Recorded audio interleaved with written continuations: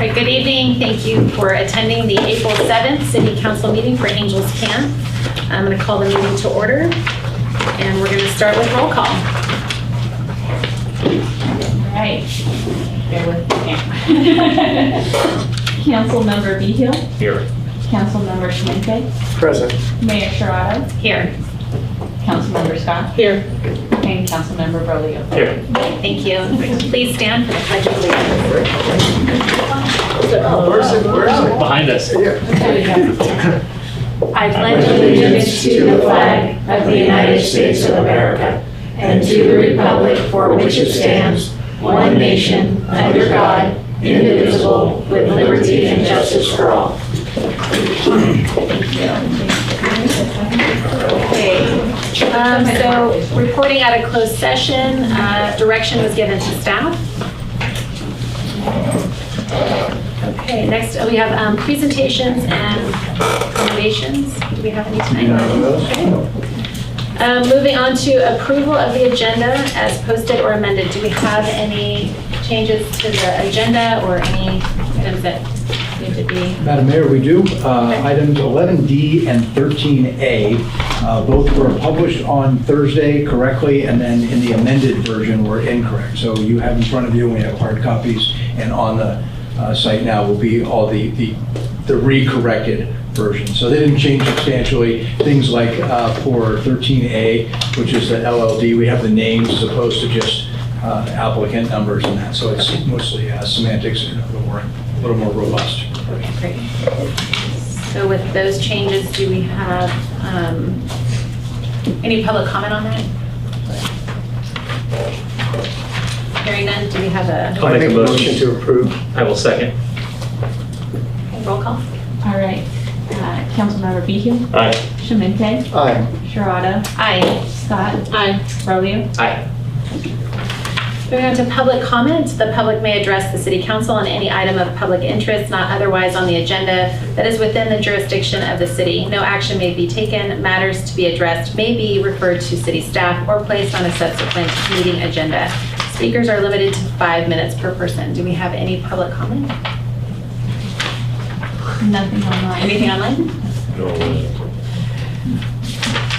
All right, moving on to consent agenda. We have 3 items on there. Does anyone need to pull anything? No. I do Or there's too. only 2? You're making us all. I got you. Just three, A, B, and C. No, A, B, Like and A, C, B, there's C. 3 items. There's draft minutes, resolution 2642 and 2645. If you had printed this on Thursday, you have the original and not the Right. amended. Oh, okay. and added item C. All right, I apologize. Item C is resolution 2645, expressing appreciation to Steve Williams, Yes. the man, the myth, and the legend. All in That's the one. amended one. The amended Okay. one. We had already published on Thursday before. Yeah. So it's the amended one. Do Okay. we want to pull that item C? We're going to go ahead and approve it, and then I'll present it. Yep. Okay. I'll make a motion to approve 10A, B, C. Second. Do we have any public comment before we move on? Okay, hearing none. Roll call, please. Behill. Aye. Schmente. Aye. Sharada. Aye. Scott. Aye. Brolio. Aye. Great. So Steve, we have this resolution for you, and I'm going to read it. So this is resolution number 2645, a resolution of the City Council of the City of Angels Camp expressing appreciation to Steve Williams for his service as interim city administrator. Whereas the City of Angels Camp experienced periods of administrative transition requiring steady leadership and continuity in operations, and whereas Steve Williams was first appointed and served as interim city administrator from July 2024 through February 2025, bringing extensive experience in public administration and municipal governance. And whereas when the need arose, Mr. Williams returned to the city, providing needed stability and continuity from September 17th, 2025 until March 29th, 2026. And whereas during his tenure, Mr. Williams provided professional leadership, sound judgment, and a commitment to maintaining effective city operations, including oversight of staff, fiscal stewardship, and support to the City Council. And whereas, vastly exceeding the expectations of interim leadership, Mr. Williams led the city through significant organizational development and built enduring relationships with other local agencies, community groups, staff, and elected officials. And whereas he was widely respected and admired for his steady and calm demeanor, his willingness to listen, his ability to find solutions to complex problems, and his remarkable capacity to build consensus on difficult topics, all while deftly addressing shortfalls in critical personnel. And whereas his service helped position the city for a smooth transition to permanent administrative leadership. And whereas the City Council desires to formally recognize and express its gratitude for his contributions and dedicated service to the City of Angels. Now therefore be it resolved that the City Council of the City of Angels does hereby extend its sincere appreciation to Steve Williams for his service as interim city administrator and thanks him for his professionalism, leadership, and commitment to the community. Be it further resolved that the City Council wishes him continued success in all future endeavors.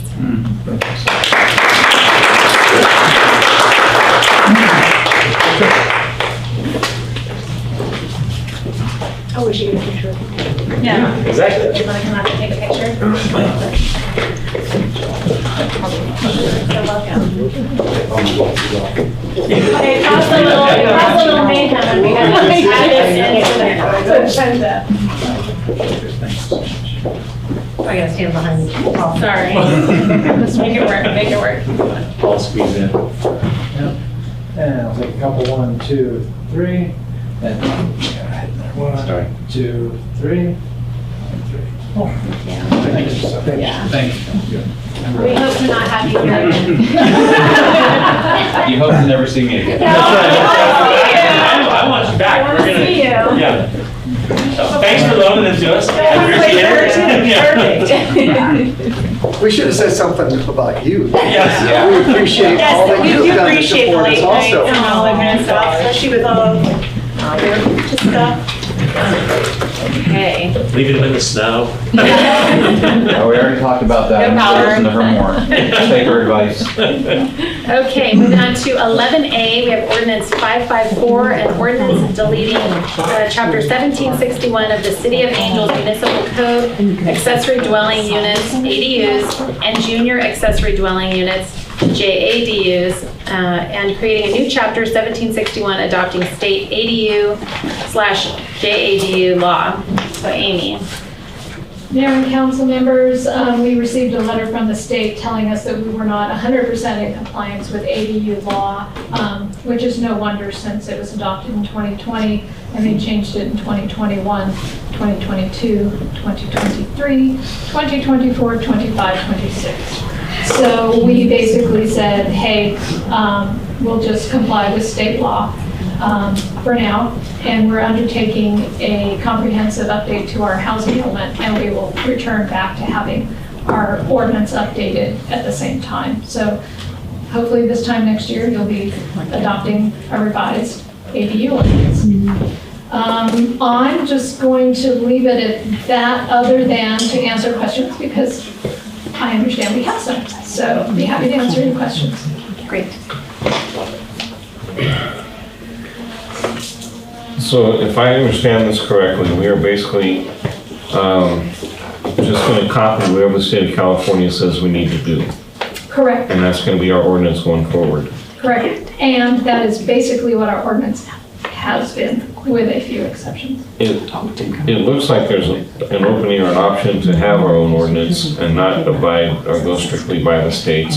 It might require some work, but there are a lot of things that they propose or that they mandate that don't fit our community. To allow additional families to move into small places with no setbacks and not require parking with our streets makes no sense. So we have had an ordinance, obviously, since 2005. And in fact, so for more than 25 years, in fact, we've had an ADU ordinance. And in fact, we have one as of right now, and until we do our second reading, we've had our own that is not a carbon copy of the state's.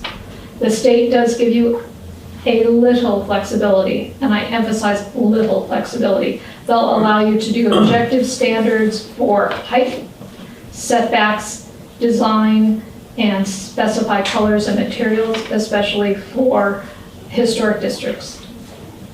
Pretty much, period. They don't allow flexibility for other things. What's interesting is over the last 8 years, I would say, we've had one, and once in a while we've had 2 a year. We've had about 4 in the last 6 years, ADUs. They have mostly been in Greenhorn Creek. Partly because when Greenhorn Creek was adopted, they adopted a requirement that allowed them always to have, they didn't call them ADUs, they called them carriage houses, but it was the same thing. So when we come back with our ordinance, which we'll be doing very shortly, I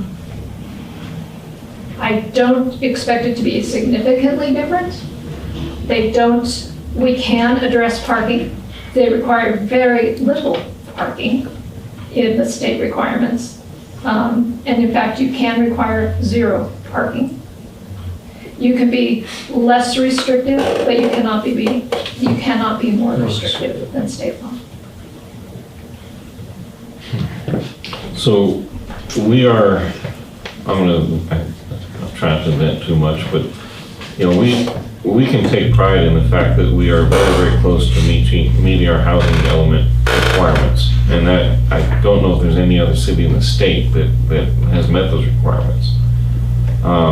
We have our low-income housing, and I don't know,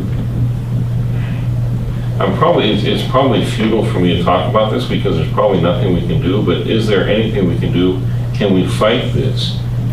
Adding more, units for inhabitants, putting more families in there, not requiring setbacks, not requiring the parking.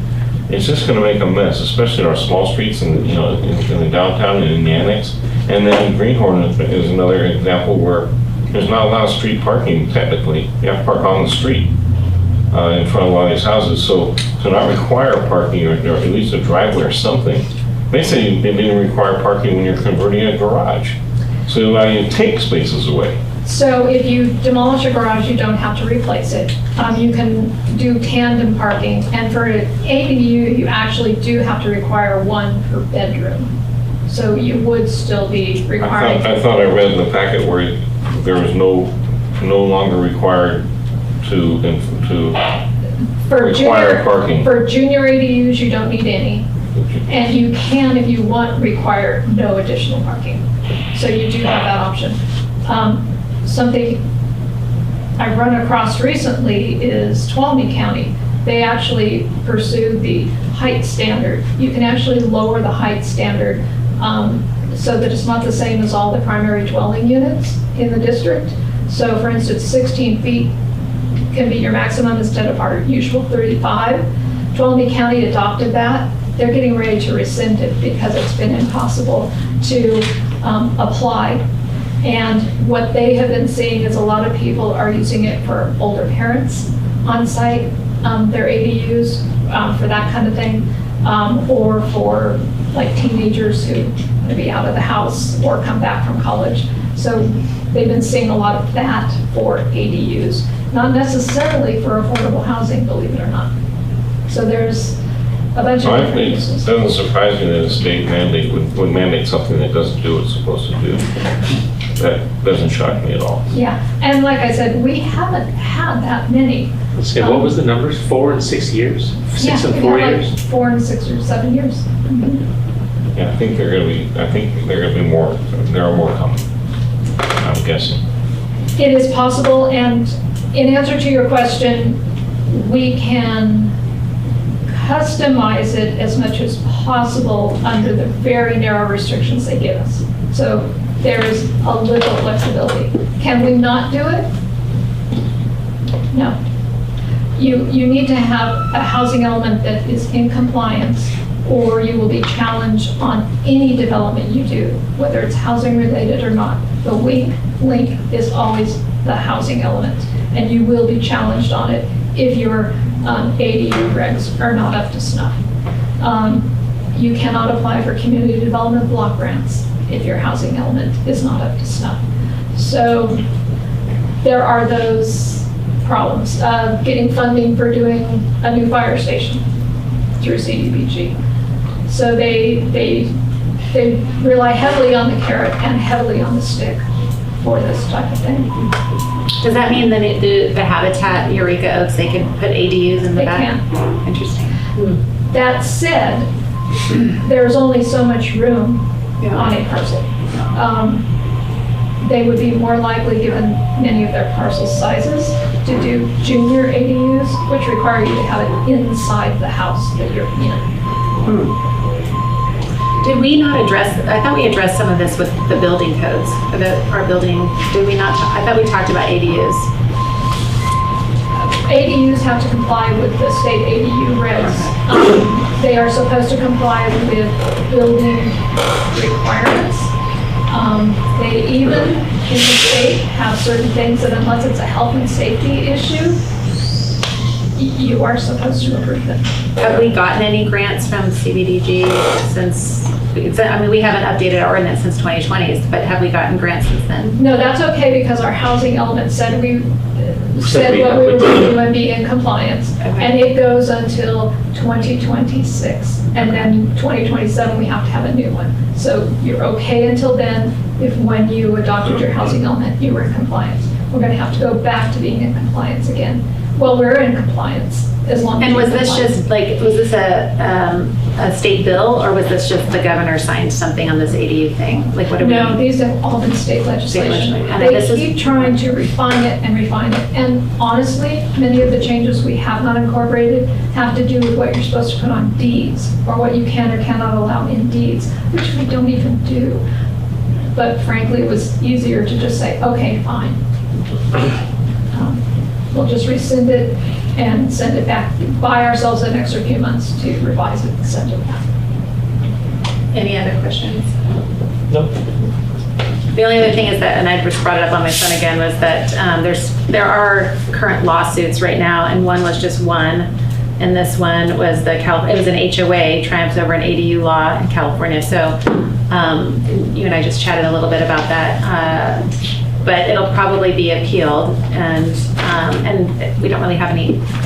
It was oddly enough a condominium in Carlsbad. The guy was trying to convert his garage to an ADU, and the homeowners association successfully sued and said you can't do that. Even the judge who issued the opinion commented, and we'll see what the appeals court says about it. So we will see what the appeals court says about it. Okay. Do we have any public comment? Anyone online? No. And this is a first reading. We just need you to set the second reading for the, I believe. And then do you need, did you need findings, did you need us to pick a path or? We just need to rescind it. The proposal here is to rescind it, and then we will come back with an amended ordinance that you'll have input on and get to refine and revise before you adopt it again. Okay. This is an interim Yep. measure. Okay. So then this is the first reading, and so we're going to hold a public hearing set for April 21st for a second reading and hearing and to consider adoption. Correct. And then in 27, we'll be able to come up with a different ordinance and tweak this. Yes. Yes, when we You'll be redo seeing the it. housing ordinance. You'll be Or seeing how- it yeah, in housing. 2026, because it's the next thing on our list to start is the update of our housing element, which is due basically by April 2027.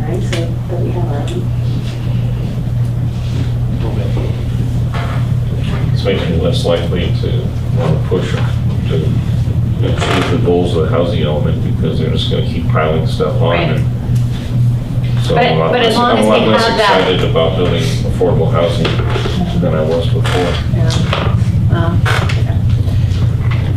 Do I need to do anything else? Yep, you set the second reading for April 21st.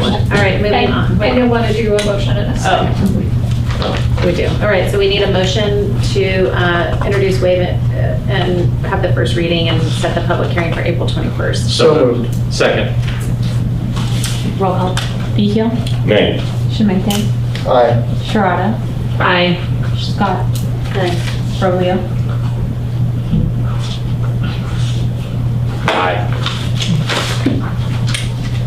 second reading, right? Yeah, No, it's just to move it on.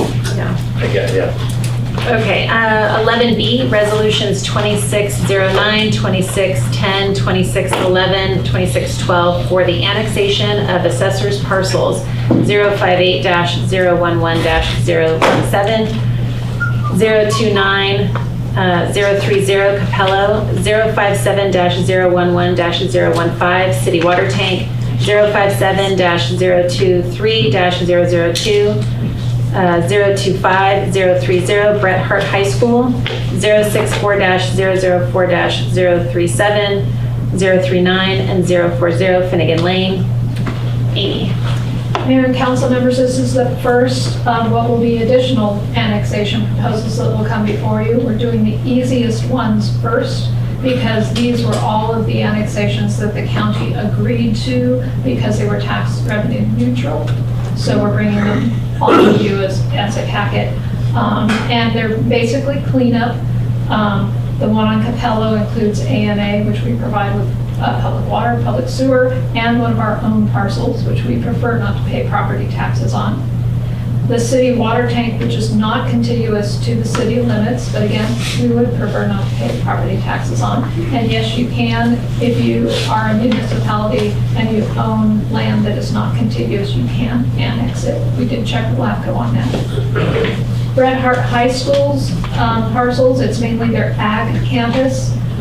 Everything else at Bret Hart is in the city except that. So they sort of wanted to keep everything there. And yes, we do provide water. Their cattle will get to drink out of a trough, drinking city water. And on Finnegan Lane, it is the parcel that would be part of the Angels Creek Trail, as well as any bypass that we might do through there, as well as a tiny corner that is contiguous to it that would have created an island. We did speak with a couple property owners, especially around Finnegan, to see if they also wanted to be included. One was yes, and one was not unless it's absolutely necessary. So we'll do a little additional outreach if we get approval, but that's where we are at present. And I'd be happy to answer any questions. So Amy, do we have other properties that are hooked up to city water and sewer that are not part of the city? Yes. Yes. And are we thinking about pursuing those and incorporating those? I know it'd be an issue probably because of working with the county for taxes, but Yes and yes. Most of them have at least a single-family residence on it, or one has a quasi-commercial structure on it. So yeah, the county's probably going to be a little harder to negotiate a tax agreement with on those, although they're single-family residences primarily. There are 10 total. 10. Some have water and wastewater, some have just water, some have just wastewater. And this would take 2 of those 10 away. The annexations before you tonight. does the city get many requests for parcels that are not included in city limits for city water and sewer that are adjacent or close to hooking up? And how do we deal with that? So it was something we had drafted an ordinance for, that basically said, annex or you don't get water and wastewater. But that did not make it all the way to you. We'd be happy to go ahead and bring an ordinance to that effect. It used to be a conditional use permit was required. And in some cases, there's this slight oddity where they're so close to the city limits that like the meters are actually in the city, but the water service is actually on parcels that are outside the city. So things like that. Or somebody's septic may have failed. Those are usually, that's not unusual. Any other questions from council? Any public comment? Nothing online? We'll bring it back.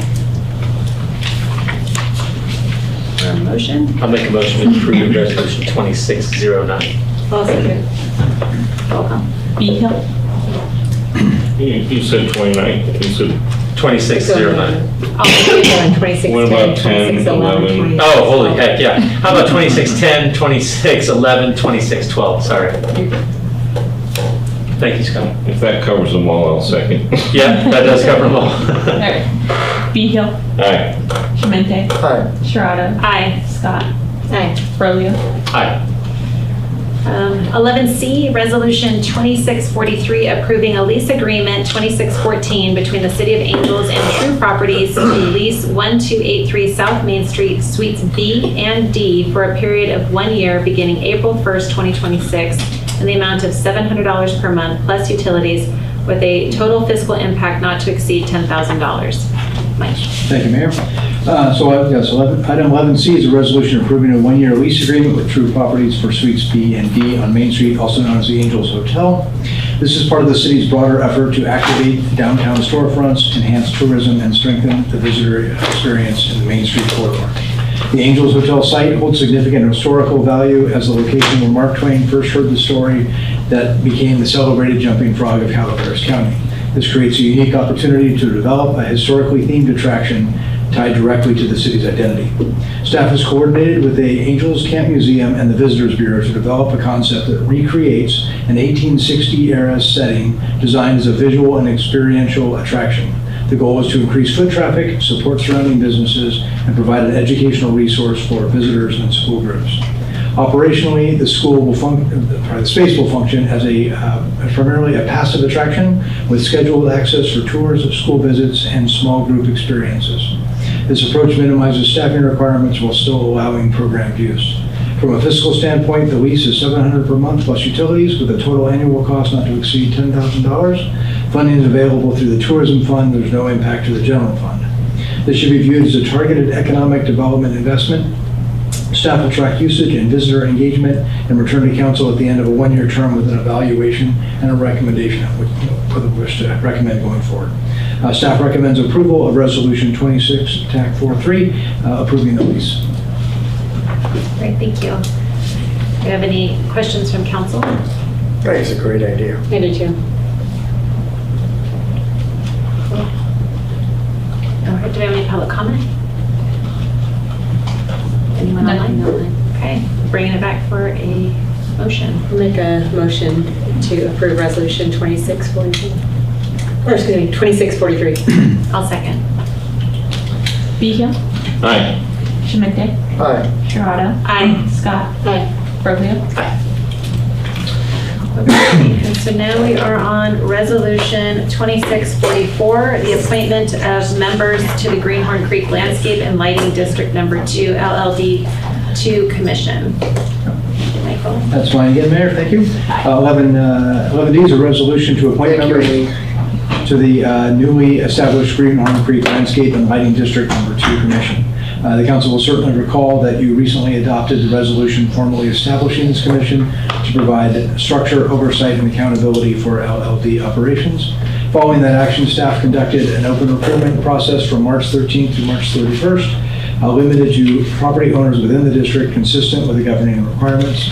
We received 7 applications, and tonight staff is recommending the appointment of those 7 members. This size ensures broad representation, supports quorum reliability, and provides sufficient capacity for the commission to effectively carry out its advisory responsibilities. To establish continuity, the initial appointments are structured with staggered 1-, 2-, and 3-year terms. This prevents a full turnover at any one time and preserves institutional knowledge going forward. Future terms will all be for 3 years each.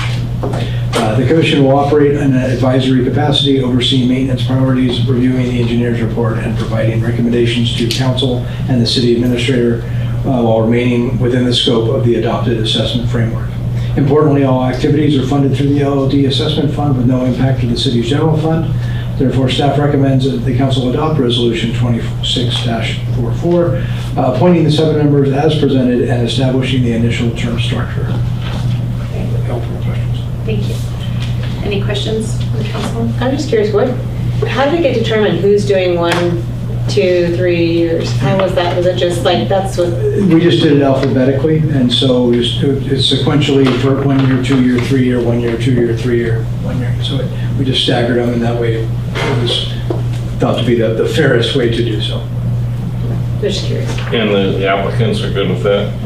They are, no pushback. And again, there wouldn't be any challenge to renewing them. The ones that have 1 year, they'll Almost certainly, again, subject to the council's approval, but I wouldn't imagine it would be too much of a challenge to just renew them when they're out. Yeah, so I'd like to make a couple comments. One is I'd like to thank staff and Steve, for all the work on this. This took a lot of work and effort, and our legal as well, to get this done and get it done properly. And to give you an idea of the amount of work that these people do, the applicant, Stephen Archer, he's in charge of all the historical trails, and he's kind of the historian of the group. Jim Briner handles the finance. Jim Dinwiddie does the electric, which is our street lights and the post lights that are out there. Peter Hoopman does the governance and make sure that, in fact, he was the one that started this whole thing, because we talked about insurance and where was our deck page to put in the deal, and that started all the questions. Ray Romero does sidewalks. He checks to make sure there's no trip hazards and everything. You might have noticed if you go through Greenhorn, a lot of them have been shaved and replaced. Tom writes, Steve Wilcox is a landscape guy. He spends hours and hours going around the entire neighborhood, making sure, finding areas that need help with landscaping, negotiating with the contractor, and he was instrumental also in the Firewise thing to help out the entire city, and that stemmed from this. And then Tom Wrightson's brand new, enthusiastic, intelligent guy. So there's a lot of work that has to be done that people don't really realize, and I just want to recognize them for that. I want to thank them publicly. None of them are here, but I want to thank them for their efforts. It's kind of a thankless job, so I have to say thank you. And I hope that, and I'm happy to, after public comment, I'm happy to make a motion to approve all these guys for the LLD board commission. Yeah, I want to agree with everything that you said. I want to thank Steve when this came to be an issue. I look forward to this new relationship we're going to have with the LLD and wish them the best success as we move forward in this new partnership. Anyone else? Any public comment? Nothing. And I'll move that we adopt resolution 2644, appointing Steve Archer, Jim Briner, Jim Dinwiddie, Peter Hooverman, Ray Romero, Stephen Wilcox, and Tom Wrightson to the LLD Commission. Second. Behill, Aye. Shemente, Aye. Sharada, Aye. Scott, Aye. Ruben. Yes. All right, item number 12 is informational items. We have 12A, introduction of draft updated personnel rules for city council review and input. This item is an informational introduction of the draft updated personnel rules for council review and initial policy direction. The city's current personnel rules were adopted in 1996 and have not undergone a comprehensive update in nearly 3 decades. While they have been supplemented over time through MOUs and administrative practices, they no longer fully reflect current law, best practices, or the city's operational needs. The draft before you was prepared in coordination with the city attorney and is intended to establish a modern, legally compliant, and operational and clear framework for personnel administration. Key improvements include updated compliance with federal and California law, strengthened anti-discrimination and workplace policies, clearer administrative authority, improved recruitment and classification systems, and more defined disciplinary and grievance procedures.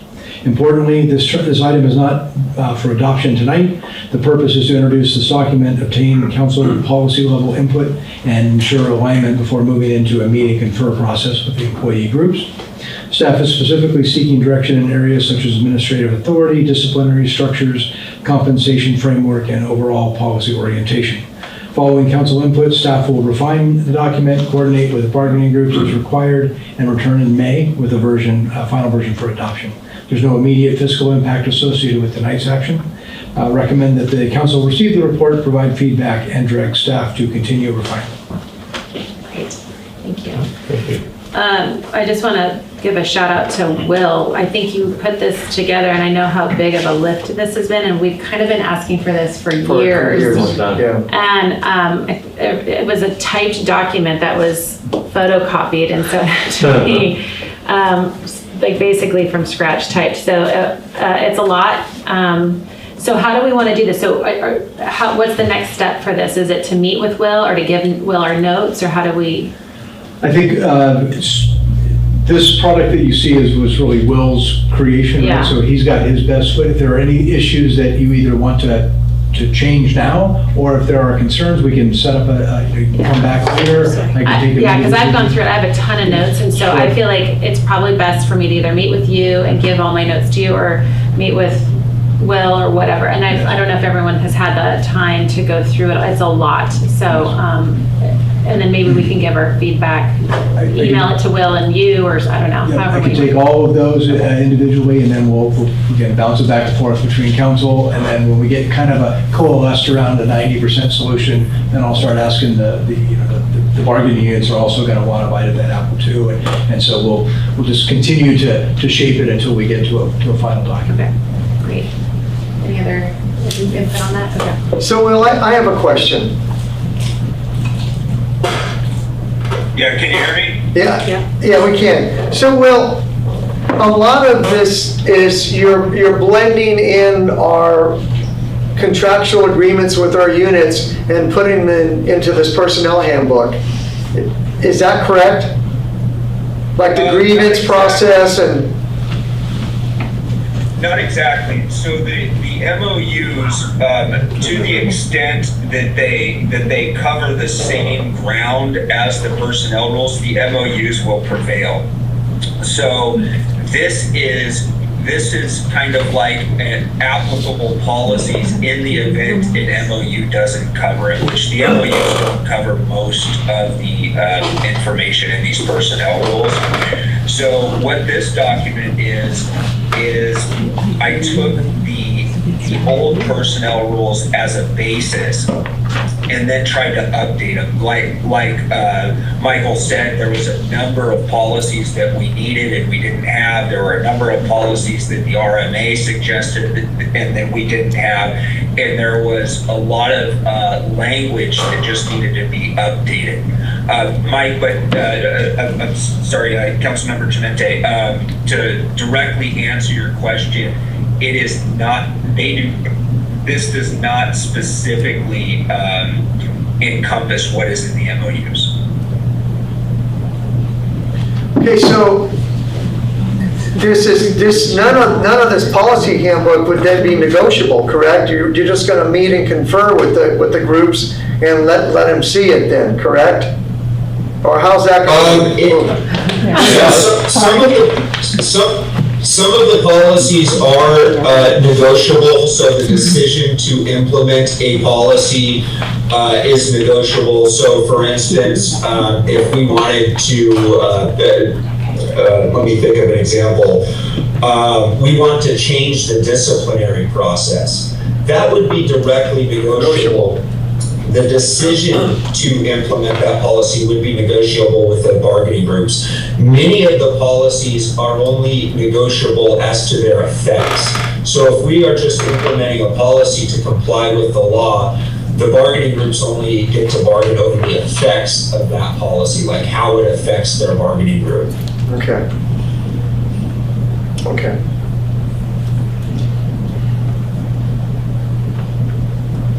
Anybody else have any questions?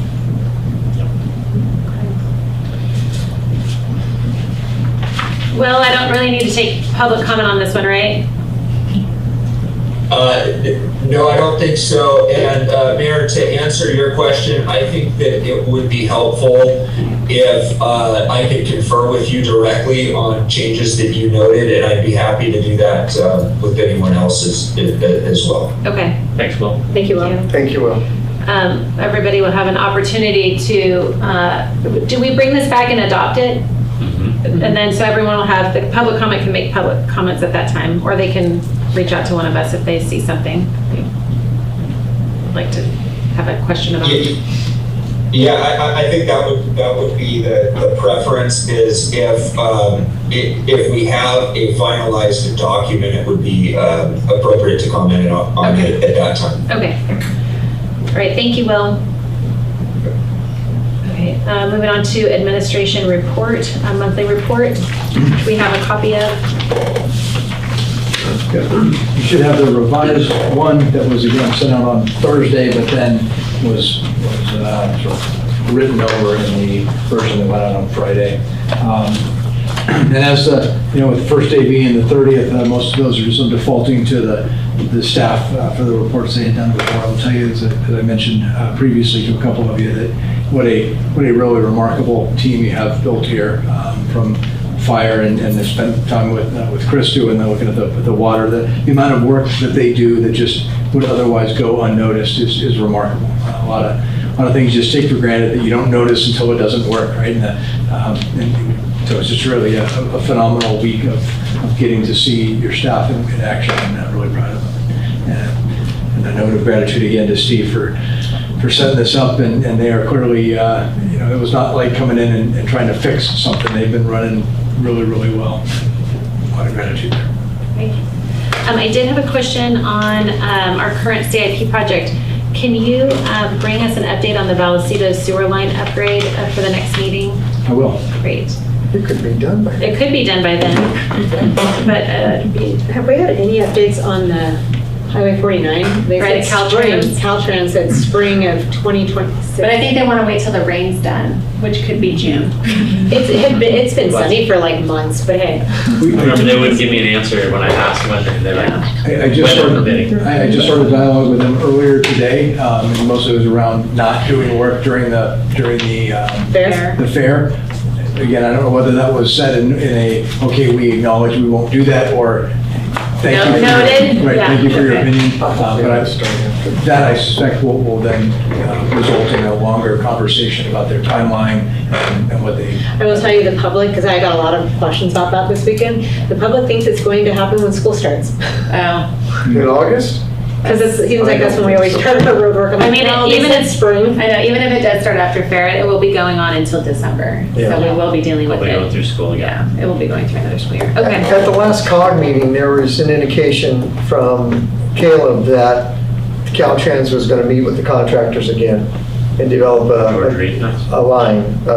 And what I did ask him was to reach out to our city manager so that we can post updates about what's going to happen and how it's going to happen. Probably the same questions you were asking about that.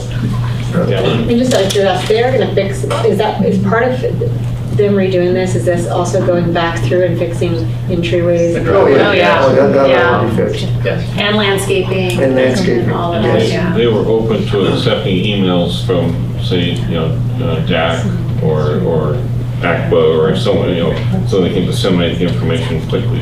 It didn't have to always funnel through the city manager. They were open to sending it to where we wanted to hear it. It looks nice.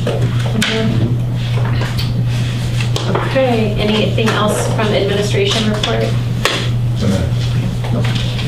Moving on to city council reports. I'll start with Scott. No report. Well, we can talk about COG. Go ahead. No, you can help me, buddy. 14. All right, if you need help, I'll pitch in. After lots of discussion, there was an agreement and consensus with the committee, or COG, to look at how the transit system is being funded using LTF funds, and to move some of those LTF funds away from the transit and to free up some dollars for both the county and the city. So I think that, and for roads and things, so that was a good thing. That's a balance. Pretty much everything's going to stay the same except for the Saturday hoppers. There's going to be less Saturday hoppers. Yeah, there'll be 5 or 6 of them during the main events, as opposed to 35 of them throughout the year. And then to Alvin's question, the county and Caltrans, they're looking at signage for Stallion Way. Oh, yes, are they on that corner? Yeah, on that corner. Awesome. I'm gonna skip myself. You did great. Thank you.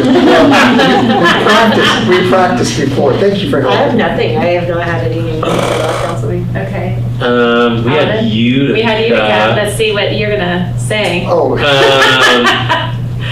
Trying to think. We updated our missions and goal values, discussion regarding MOU with the Highway 4 corridor, which that'll come back to us, but that RFP at some point soon. Oh, yes, exactly. Yeah. And then as our big 26-inch spherical gate valve, Shut off valve, yeah. shut-off valve for Murphy's Powerhouse. A month ago, they found, Yeah, they but they couldn't found a close the random needles. They found nut. a random 1-inch nut. Yeah, So which is scary. yeah. So- And then they found a second. And then they nut. found the second one. So then they finally shut her down and had We're somebody. throwing parts into They had that. somebody Yeah. shimmy up in there and they were missing. We actually, they used Angel Sewer and Drain, got Put a camera. put a camera up. It's not Wow. good. Yeah. It's not good. They've lost like half of the nuts. Yeah, let's say there was Wow. 20, they lost 8 Yeah. or 9 or something. Wow. And So, others were yeah. loose and there was some degradation of the rings behind. Either way, things were rotting and they had to rip it out. And So we had we're this giant down, no crane power come in. generation right now. Yeah. We had a So- quote. So and we were supposed to have our outage in April. She's got it. I know. We were supposed to have our outage in April, but we moved it to March. Yep. But it's not good. It's not good. So this part is gonna be fixable. Today, we're gonna look at the housing and check Yeah. everything out, but they believed, because it was from 1950, Wow. It hasn't been maintenance in Wow. 75 years. I forget what it was. So, Wow. long story short is we got it sent off. Wow. They were going to check it out and make sure it was Wow. repairable. I think it is. I think it is too. And I think we're gonna get it back like May 1st, they said. Yes. The good news is it wasn't catastrophic. So the fact that we found the 2 nuts and they were like, okay, let's shut it down and like, let's get up there and look was good, because otherwise if it had blown completely, it would have like, Yeah, it would have been bad through the powerhouse. yeah. Yep. So there's that. That was the biggie that we approved to Yeah. pull it out and fix it for him. Wow. And then Sebastian celebrated his 20th 20th, yep. anniversary with. Wow, Sebastian, wow, 12 years. Yep. Wow. We did a resolution for him. Great time. We met, well, we haven't passed yet, but either way, once we pass it, but I met also for the rate increases on the ag water side too. So that'll be coming up here in this next meeting. And I think this coming Monday, I have budget committee there. So, Great. there's my update. All right, not last, we have correspondences. Do we have any correspondences? Okay. I want to thank you, Mayor, and Steve, for writing that letter of support for the Mountain Lions to Senator Alvarado Gil. That's a big thing, and I appreciated you guys supporting that legislation. Thank you. And there's a couple other that are kind of floating out there that we need to talk about too. I think I sent one to you recently, and then, so they'll come around. And then, let's see, city council calendar. So everyone, Haley is new. Welcome, Haley. She's gonna take this over. I'm so excited. Guide us. But you have your April and May calendars there. I don't know if you have any changes for these. We have tomorrow, those are staff meeting, the COGTAC and the IRWMA are all staff meeting. Then we have planning committee, which it will happen in Gretel. We'll attend her second meeting on the 9th here at 5 p.m. And then we have the Children's Fair with Resource Connection on the 11th.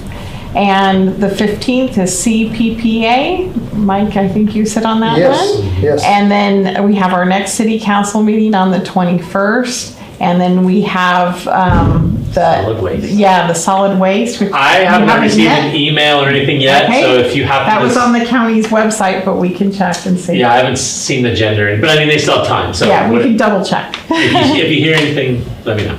Okay. And then UWPA is on the 28th, and then we can scroll down and look at May. And then we have our meetings in May, and I think are all the, you haven't heard of any changes to Yeah, the calendar? UWPA is moving, or, yeah, UWPA meeting And I think in we May don't is have a it on there. different Yeah. date. I think it was the 12th. I think you're right. And it looks like I removed it, but maybe we didn't have the correct, so we can find out what that is and get that updated for the next meeting. I don't have it on me right now. I'll have to Okay. get it to you. And then we have CSED, I think meets on the 21st is when it's scheduled. And that's Kara, right? And then LAFCO is on the 18th. And then we have COG on the 6th, though. but we'll check UW. Oh my You goodness. know, Went from no meetings to 3 meetings in a week? Yeah.